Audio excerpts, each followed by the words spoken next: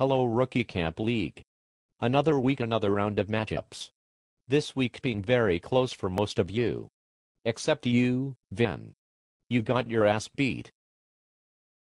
Only because the pimp dogs got lucky. Well, some in this league would say that it is all based on luck. I would disagree, but there is a bit of luck involved. Take for instance the number one team in the league. The shuffle threw Calvin Johnson into the starting lineup with just 2 minutes left before kickoff. Had he not started and scored his 24, the shuffle would have lost.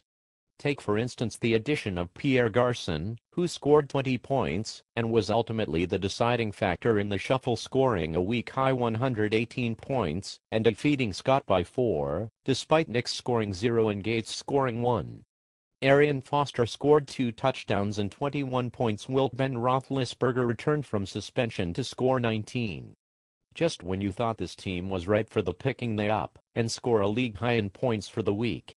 But I'm sure it was all luck. Of course it was luck. It's not even real football. How could it be anything but luck? The Monkeys scored a season-high 114 points, but unfortunately did so in a week they faced the league's highest-scoring team. Fresh off of a trade with the Shuffle, Ryan Torain scored 26, and nearly made them regret they had done so. Steven Jackson scored 20 and Peyton Manning scored 21 to lead them in the loss. At least they made it interesting for a week. I know it gave a few guys hope that the Shuffle would go down. The number 2 team in the land, Rich Nose, pulled one out on Monday night en route to a 9-point victory. While this team is not invincible, there was no luck involved in building it. Andre Johnson scored in double digits with 23, for the first time since week 2. Joe Flacco scored 19 and Ahmad Bradshaw scored 18 to lead the way. Kenny Britt sealed the victory with a touchdown catch on Monday Night Football. Dude, that Britt guy got lucky. After starting out 4-0, Elway has now dropped 2 straight. Maybe his luck has finally run out.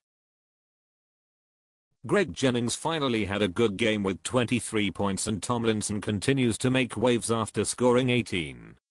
Jason lost tight end Dallas Clark for the season, once again showing the dominance of the Rich trade curse.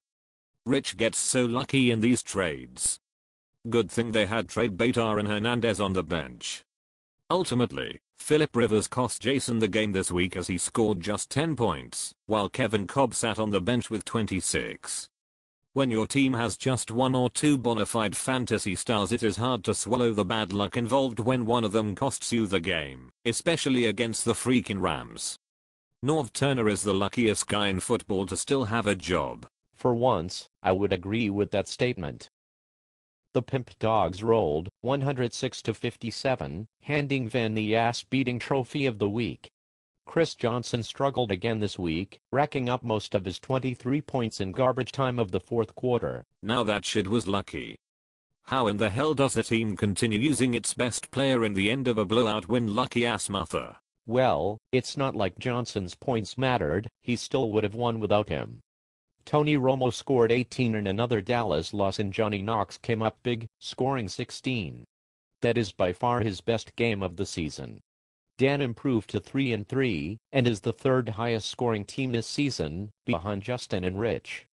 It's not luck when the same 3 teams score points every week. Man, whatever. Garcon, Britt and Knox were lucky ass moves. Nothing smart about them. Van's turnaround season took a major hit with this loss. He managed just 57 points with the makeshift team that had him eyeing a playoff spot. 57 points is something we had grown accustomed to from this team over the years.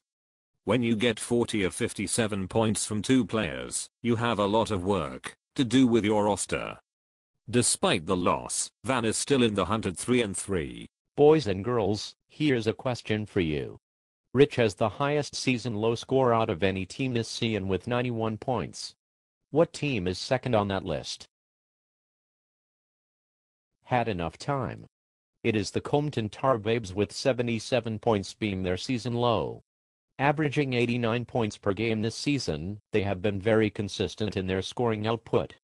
Nothing crazy, 101 being their high, but nothing horrible. This week was no exception as they scored a 92-84 victory over the winless Knights.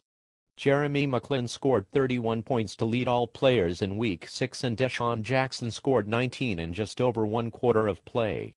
Kyle Orton had his worst game since Week 1, but still managed 14 points. Kerry has improved to 3-3. Man, the Knights are just unlucky. Every year. At least Drew Brees had a good game, scoring 19. Michael Turner had another crappy game, scoring just 4 points. Tough to swallow from a first rounder. Not much positive about this performance, although 84 points is by no means a horrible game. Just not enough to win most weeks in this league. At least the 14 and a scored 10. That would really blow if a favorite team let you down. Oh. Wait. In our final matchup, Casey squeaked out with an 87-80 victory over the Crackers. Frank Gore continued his solid play scoring 18, while recently traded Mike Wallace scored 15. Marshawn Lynch scored 10 in his first game with the Seahawks. Of course, I'm sure some of you see that as a lucky 10 points, completely discounting the research Casey did on that player. Gonna need more than 87 to win most weeks coming up though. I tell you what was luck, was Tony scoring 139 points last week. Here he is right back at 80. He even got 26 points from Dwayne. This team is boring. If I were Tony, I would be looking forward to next season already.